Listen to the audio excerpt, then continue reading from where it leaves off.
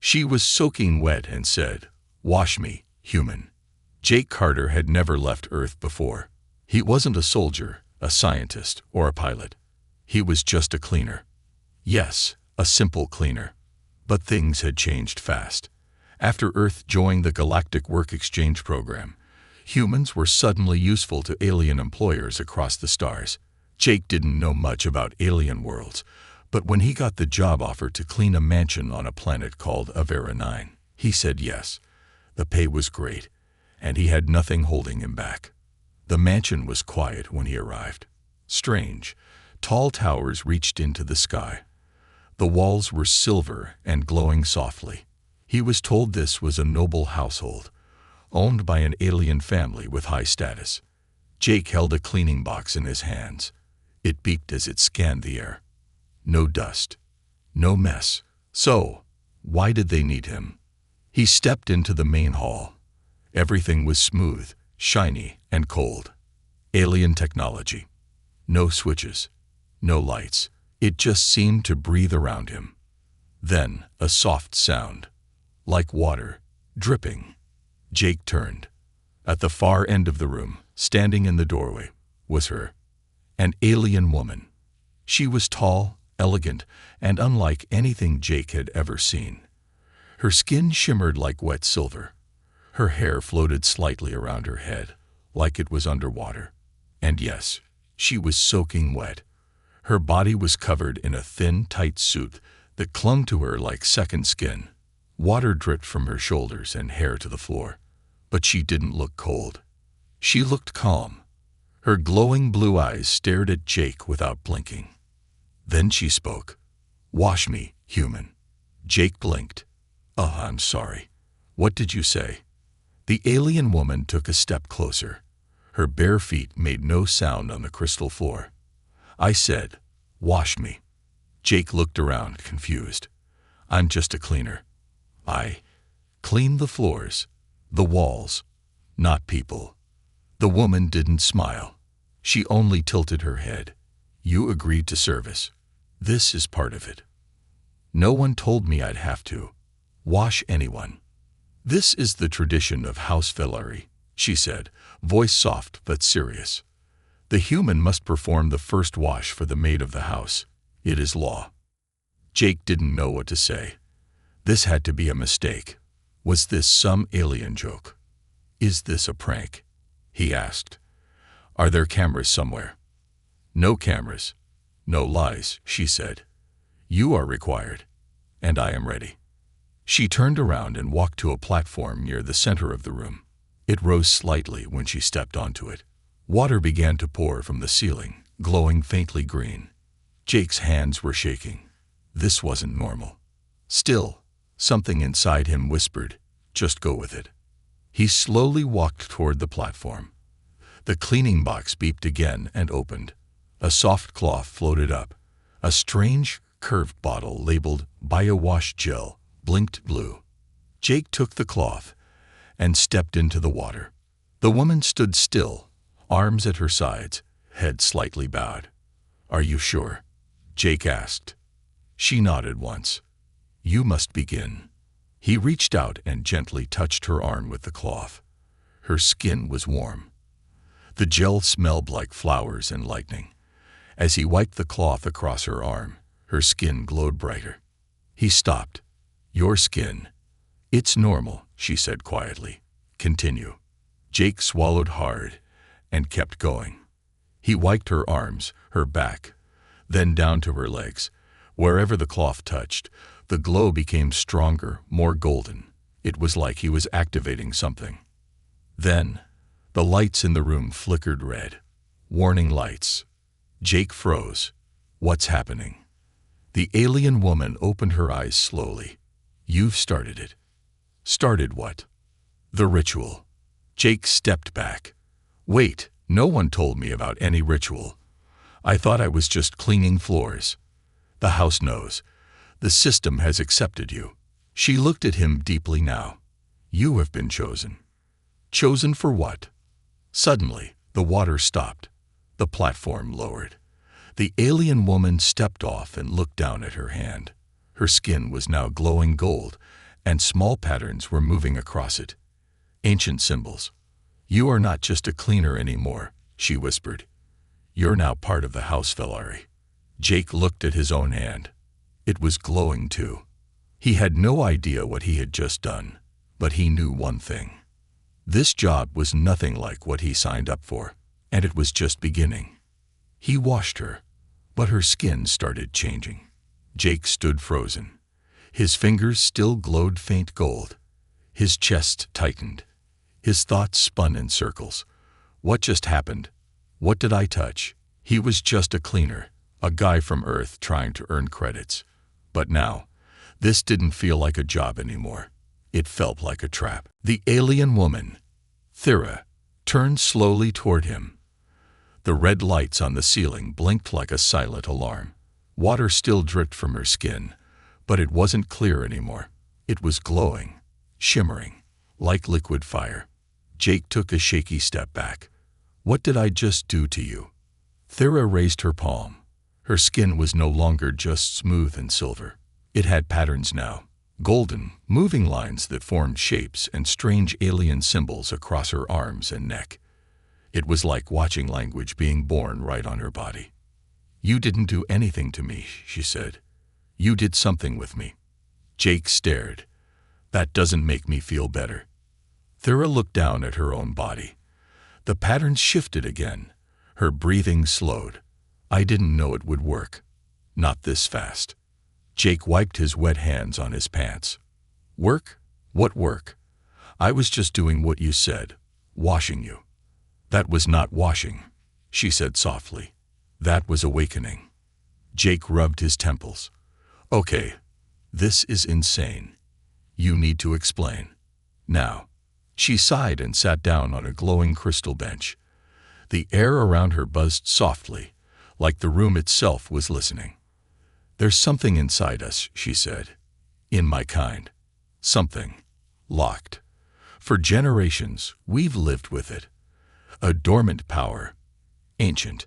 Some say it's a curse. Others, a gift. But only a human touch can unlock it."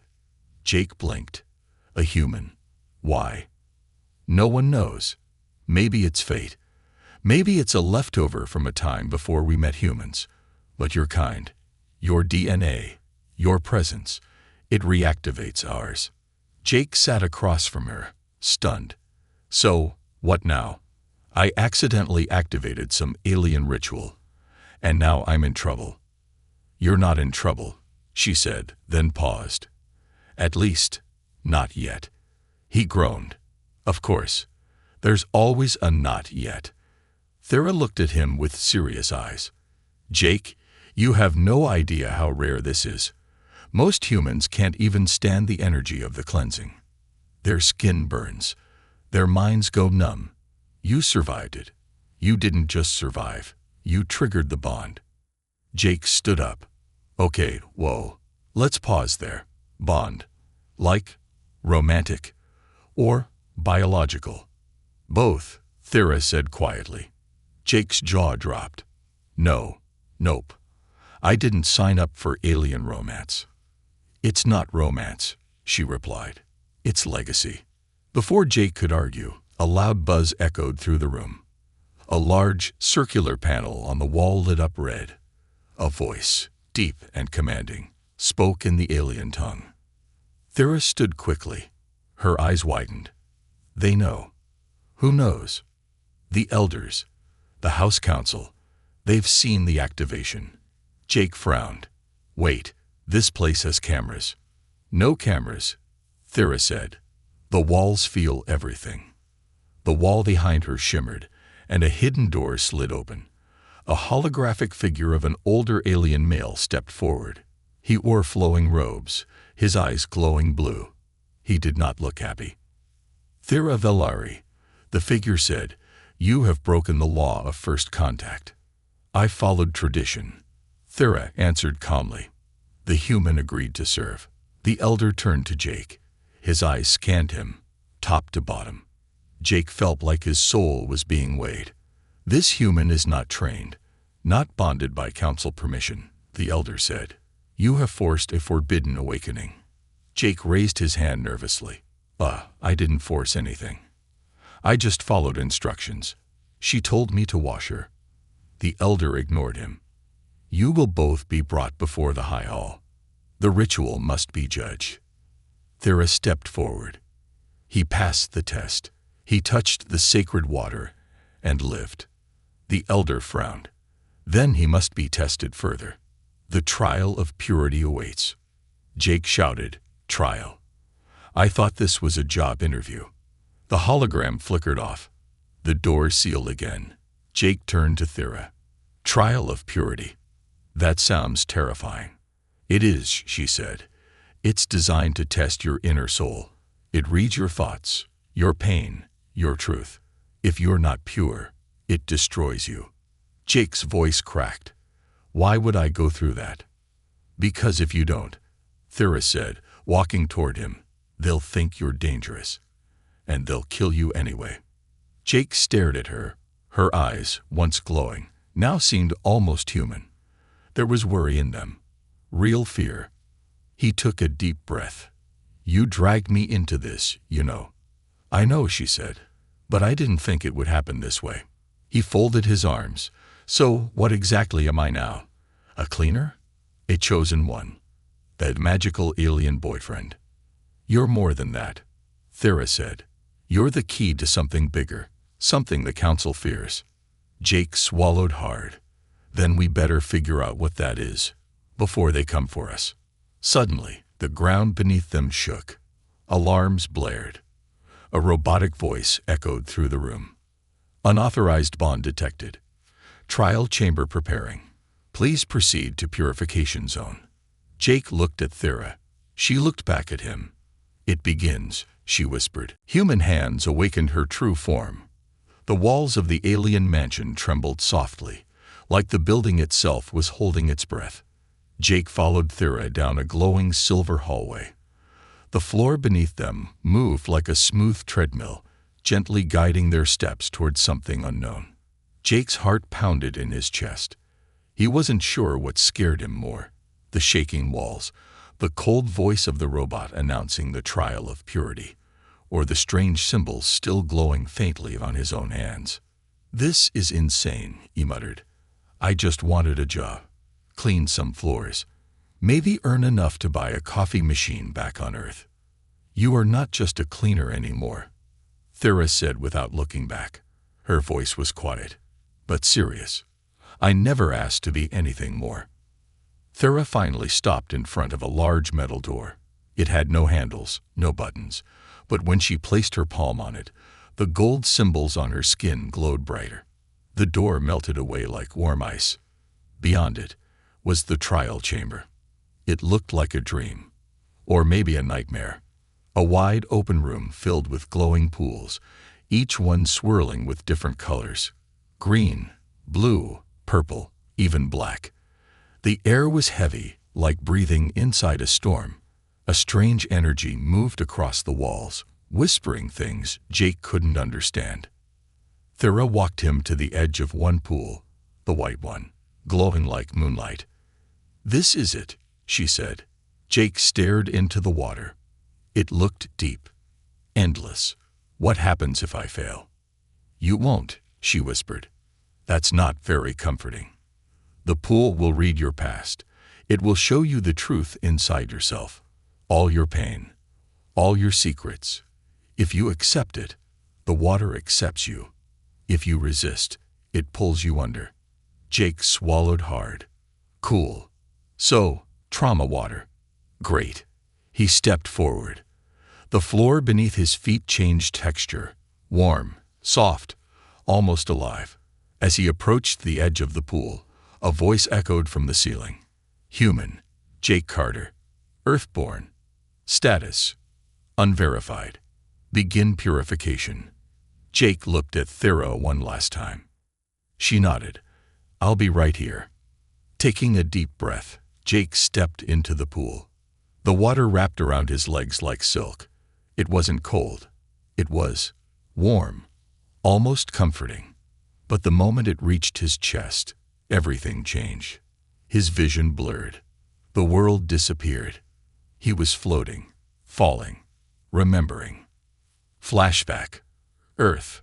5 years ago. Jake stood at his father's funeral. Rain soaked his coat. No one cried, because no one else came. He had no family left. No money. No support. Just anger. Anger at life. At being left behind. He saw his younger self sitting in a small room, eating cold noodles, watching alien news broadcasts on a broken screen, dreaming of something better, something bigger. And then he saw it, himself as a boy, holding a tiny model spaceship, whispering, "One day, I'll leave this place. One day, I'll be someone." Back to the pool. Jake gasped. The water glowed brighter. A new vision pulled him under. Flashback 2. His first job on Earth. A rich man threw a mop at Jake's feet. "You're just a cleaner," the man sneered. "Don't speak. Just mop." Jake remembered gripping the mop tightly, not saying a word, just working, just surviving. But inside, he had shouted, screamed, wanted more, needed more. Jake's eyes opened underwater, but he could still breathe. He could feel the pool reading his heart, judging his regrets, his silence, his hunger for something greater. "I didn't want to be a hero," Jake thought. "I just wanted to matter."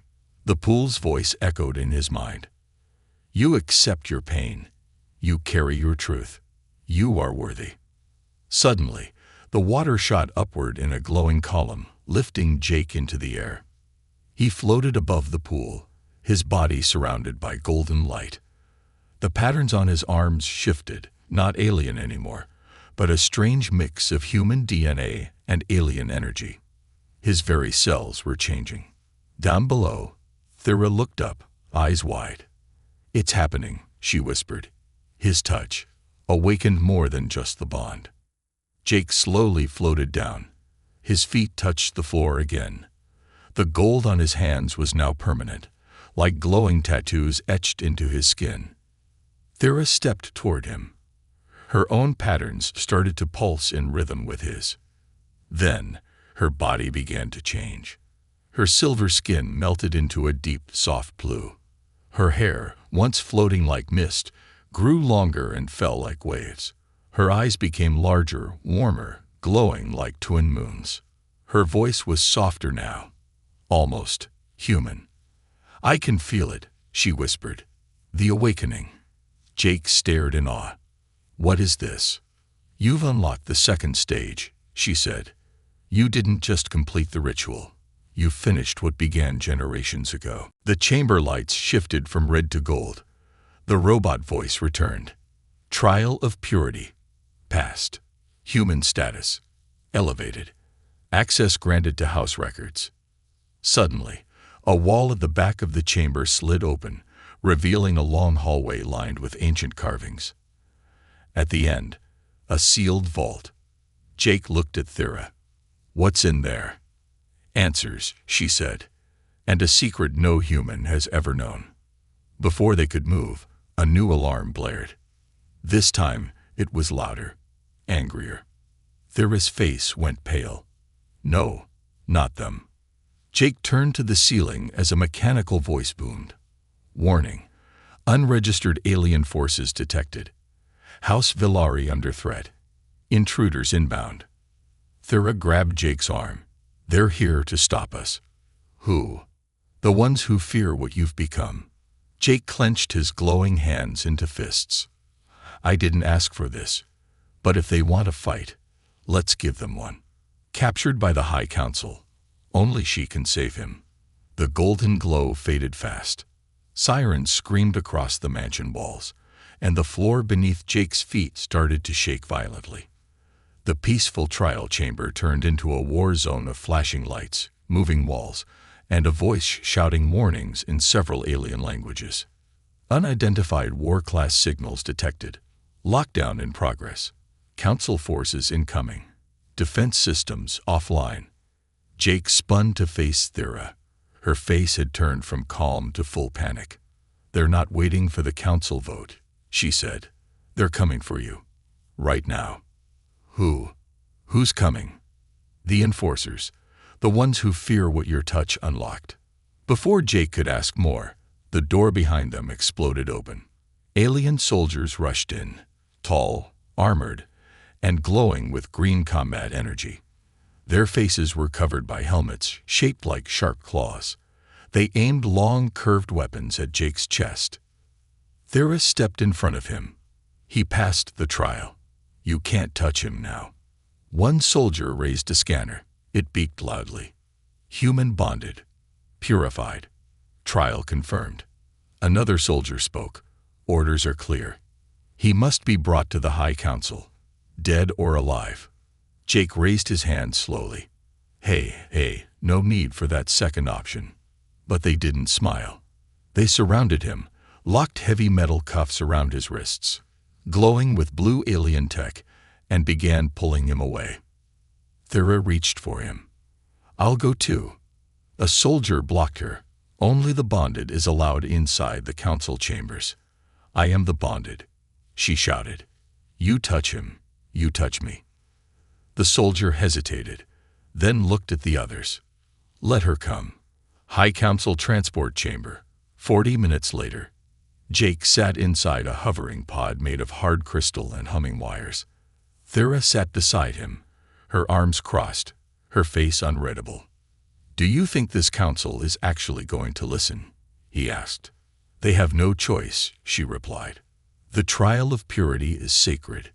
You passed. You earned your voice. Jake sighed. I didn't ask for a voice. I just wanted to mop alien floors and go home. Thera finally looked at him. You can't go home now. Jake blinked. Why not? She paused. Because you're no longer human. His heart skipped. What? You've changed, inside, outside. The water changed your DNA. It merged with the ancient code inside me. You're something new now. Jake stared down at his glowing hands. Before he could say more, the pod landed inside a massive, floating tower made of dark stone and firelit windows. The High Council of the Lari. The council hall. 12 massive alien figures sat in a circle.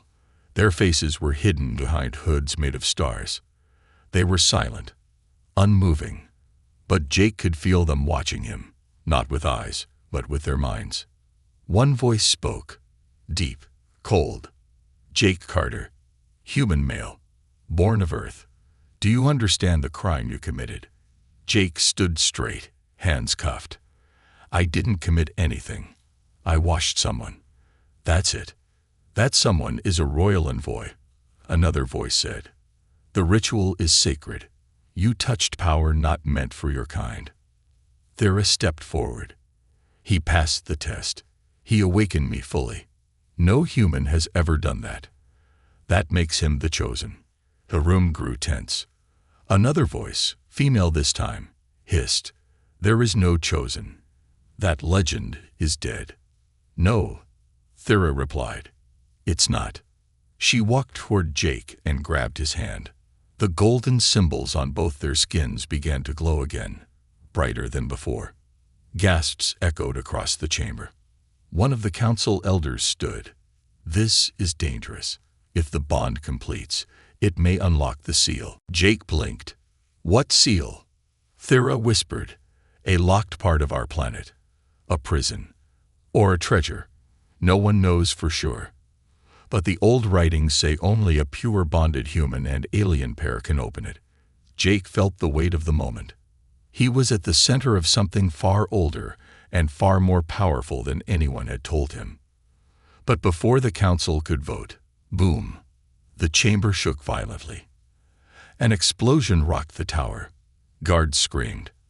Then, a new figure entered, tall, thin, and made of pure black light.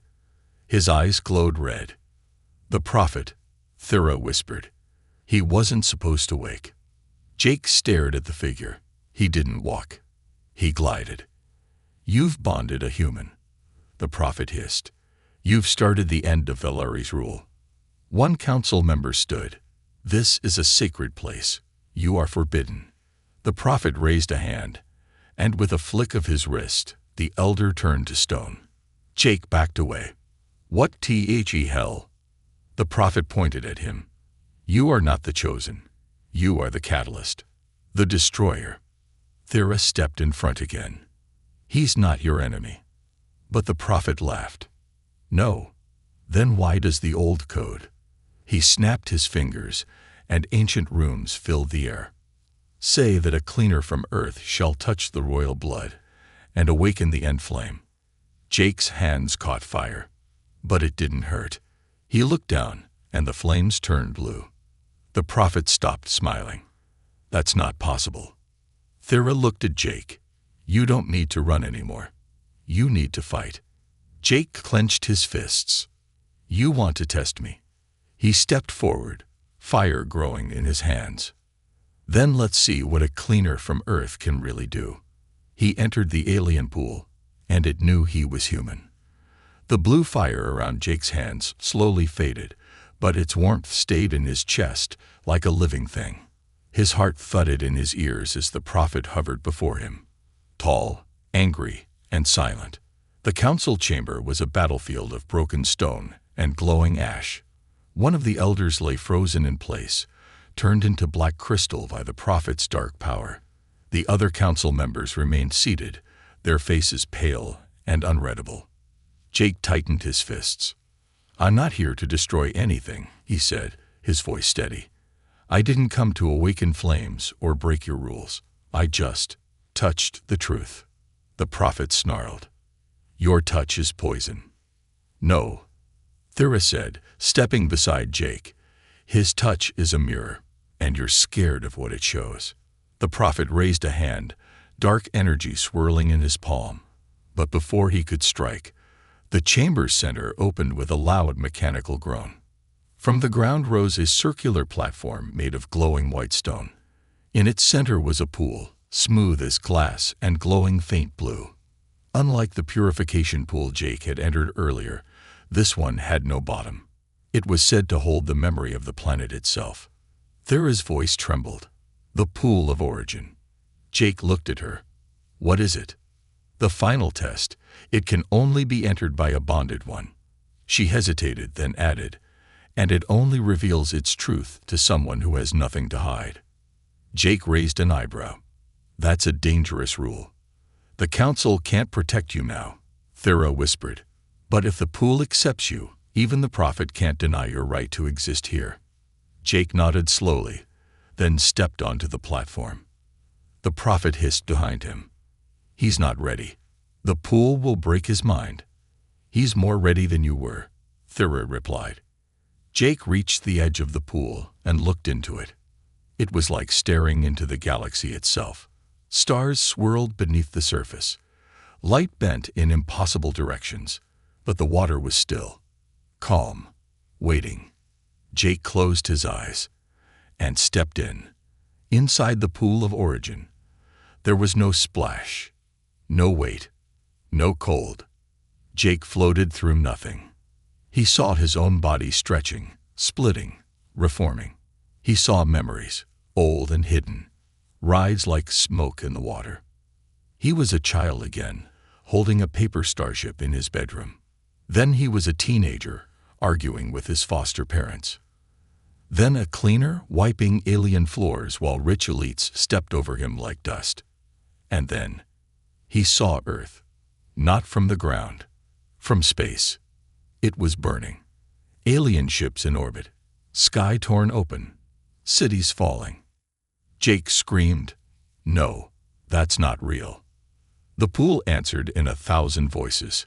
It's not real yet, but it will be, unless you choose another path. Jake floated alone in the memory of a future not yet written. Then he saw something else. A ship buried deep beneath Velari soil. Human-made. Old, but not forgotten. Its side read, UES Pathfinder. Lost 319 years ago. Jake whispered, "That's my great-grandfather's ship." The pool pulsed. The fire inside you is old, passed from blood to blood, but only now has it awakened. Jake felt something heavy in his chest, like a locked door creaking open. His hands burned, not painfully, but with truth. He wasn't just a cleaner. He wasn't just lucky.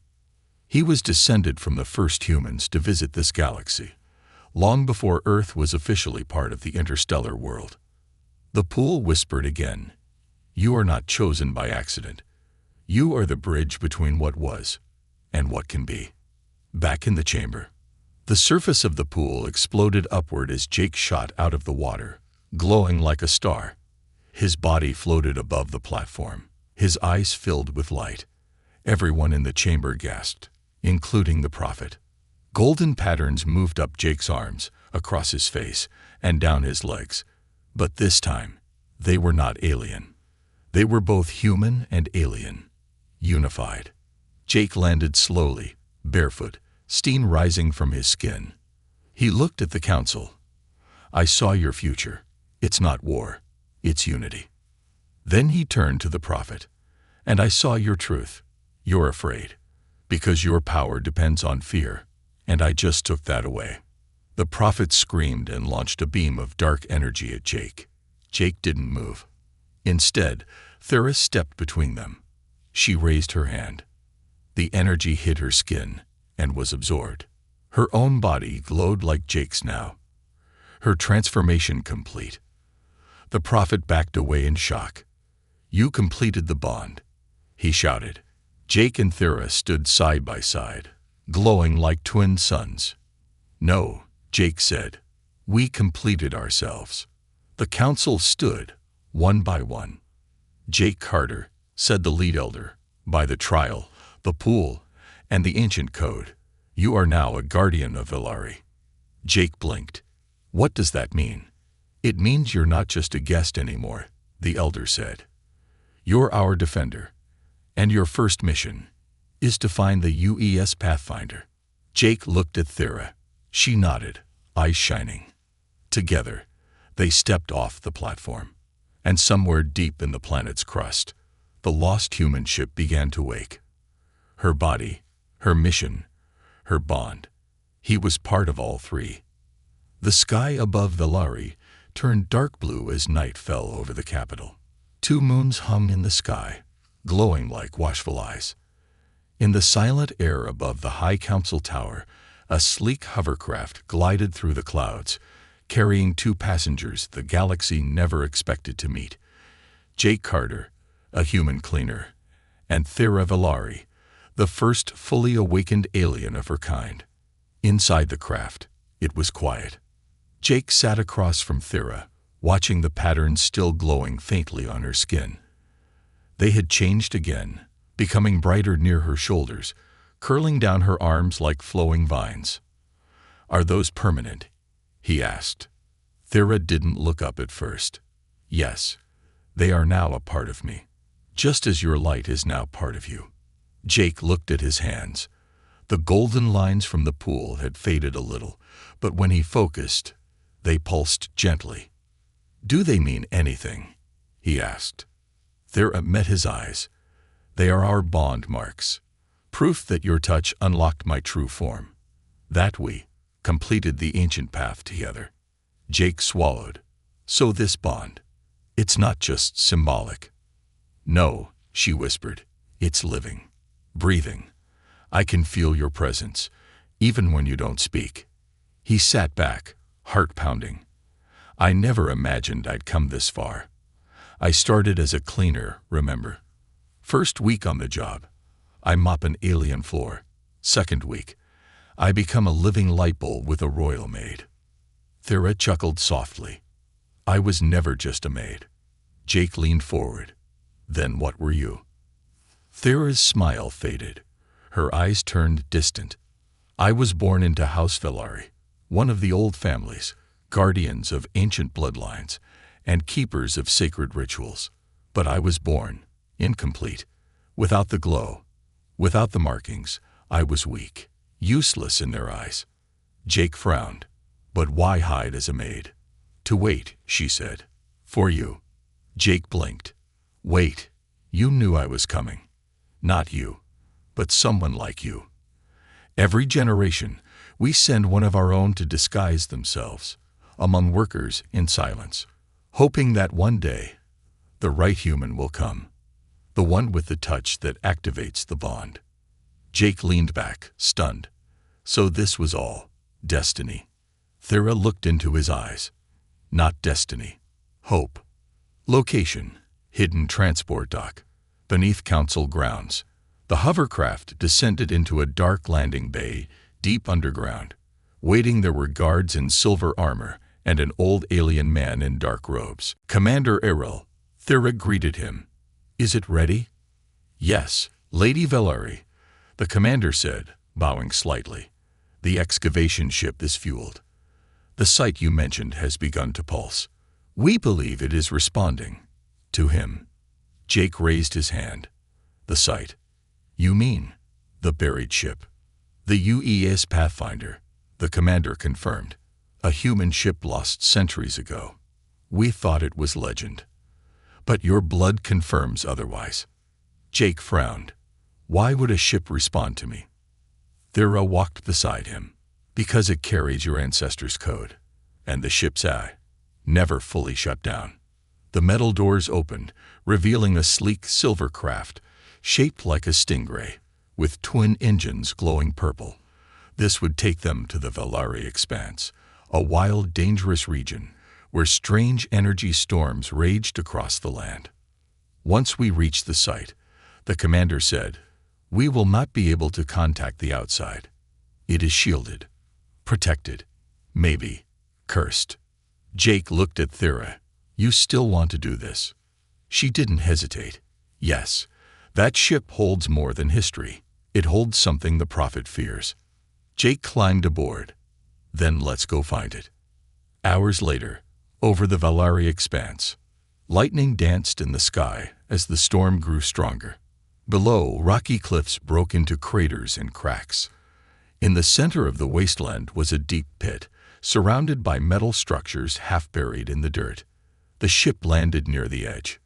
Jake stepped out, the wind hitting his face like a slap. Down below, giant chunks of human metal glowed softly beneath layers of rock. His heart skipped a beat. Letters were still visible on the broken hull. UES Pathfinder. Thera walked beside him. The beacon inside the ship activated the moment you bonded with me. It's calling for you now. Jake's hands began to glow again. He took a step toward the cliff's edge and suddenly fell to his knees. Visions hit him like a wave. He saw his ancestor, Captain Elias Carter, arguing with alien leaders, warning them of a weapon buried within Velari. A weapon created by both humans and aliens together. A weapon meant to keep peace, but never used. Until now. Jake gasped. It's not just a ship, it's a key. Thera's face went pale. To what? Before Jake could answer, a deep rumble echoed from the pit. The ship moved. The ground shook. And the hull began to open. Inside the UES Pathfinder, unknown AI activation. They climbed down into the wreckage. Most of it was dark, broken, rusted by alien air. But at the core of the ship, a light blinked. Then a voice spoke. Human DNA match detected. Elias Carter bloodline confirmed. Welcome, Commander Jake Carter. Jake froze. Did it just call me, Commander? A hologram flickered to life. A woman in a human officer uniform, glowing with blue static. I am Pathfinder I Cord, she said, and I've waited 319 years for you. He was just a human cleaner. Now he's the most wanted man in the galaxy. The voice of the ship echoed softly through the ancient metal walls. Human DNA match confirmed. Elias Carter bloodline. Activating command systems. Jake stood frozen. He looked around the buried ship's core. Lights flickered to life. Panels glowing one by one. Machinery whirring after 3 centuries of silence. Dust danced in the air like stars being reborn. Thera reached for his hand. Jake, it knows you. He didn't speak. He was still trying to process everything. He had come to this world as a cleaner. Now he was being called Commander by a lost human supership. The AI hologram flickered again. A tall woman with silver blonde hair in a navy blue uniform stood before them. She wasn't real, but she felt alive. "I am Pathfinder's AI Core, designation Lyra.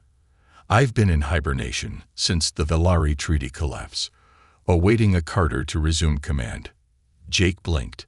"My great-grandfather, Captain Elias Carter. He was on this ship." Lyra nodded. "He built it. He buried it, to protect what's inside." Jake looked at the main console. "And what is inside?" Lyra's face turned serious. "A weapon, and a promise." Deeper inside the ship, Jake and Thera followed the AI deeper into the ship. Walls lit up as they passed. Old human tech blended with alien architecture. Pipes, wires, glowing crystals. It was like two species had once worked side by side. At the heart of the ship was a circular chamber filled with light. A black box floated in the center. It pulsed slowly, like a heart. Jake stepped closer. "Is that it?" Lyra appeared beside it. "Project Unity Flame, built by humans and Velari to end war forever." But the council grew afraid. The prophet turned the elders against it. Thera whispered, "They buried it here, instead of using it." Jake reached out. "Why me?" Lyra looked at him. "Because only a Carter can unlock it, and only one who is bonded with Velari royalty can control it." Thera stepped beside him. "Then we do it together." Jake placed his hand on the box. Thera did the same. For a moment, nothing happened. Then, boom! A shockwave of blue-gold light exploded outward.